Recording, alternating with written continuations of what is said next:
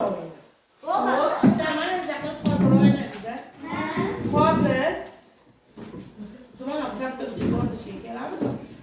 o'tamiz. Xuddi shunday hozir men katta o'qishlarni, qorlarni sizlarga o'taman. İçidagi savollarga hamma guruh bo'yicha bitta javob beradi. Bitta javobning tagidan g'ijimlab ikkinchi guruh bilan almashadi. Katta o'qishlarni tushundingmi?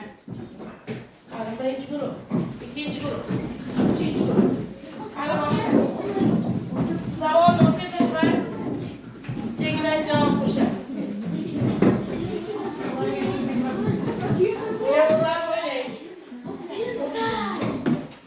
Bitta javob yozamiz va qog'ozni qayta katta o'qishga qo'yishga kelsa, ikkinchi guruhga o'tkazamiz.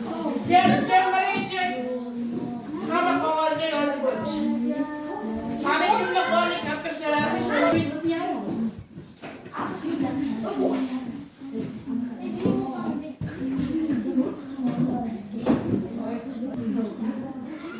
Tezroq yozamiz, hozir qorqo'rlar boshlanadi, hujum keladi sizlarga. Tezroq yozamiz. Ustoz qo'shni guruhda hujumga olish. Asli yozamiz. Qani ikkinchi guruhniki tayyor, xohlagan guruhga qorqo'rlar uyushtirish mumkin. Sizlar ko'payib ketaveradi, tezroq bo'lmasanglar. Asli to'g'ri. O'zi bitasana.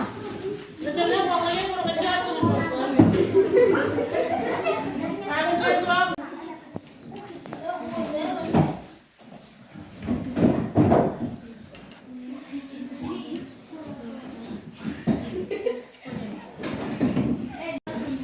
Qor parchalariga javoblarni yozib, tezroq keyingi guruhga o'tamiz.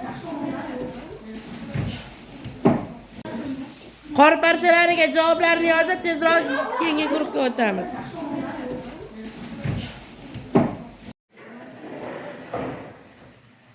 San'atda kam yaxshi tomonlar bor.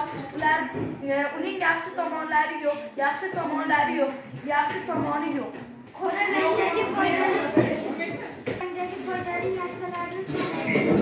Ko'mir, ko'z, neft, qosh, ko'mir, qosh. Dangasaning ijobiy tomonlarini ayting. Dars qilmaydi, ish qilmaydi. U hech kimga xalaqit bermaydi. Dars qilmaslik, O'ynayverish. Bu dangasalikning ijobiy tomonlari. Yaxshi, Yalmog'izning yaxshi farishtaga aylantiring. Xo'p, nima Yaxshi yalmog'iz yaxshi ish qilish kerak. Yalmog'iz odamlarga yordam berdi. Yaxshi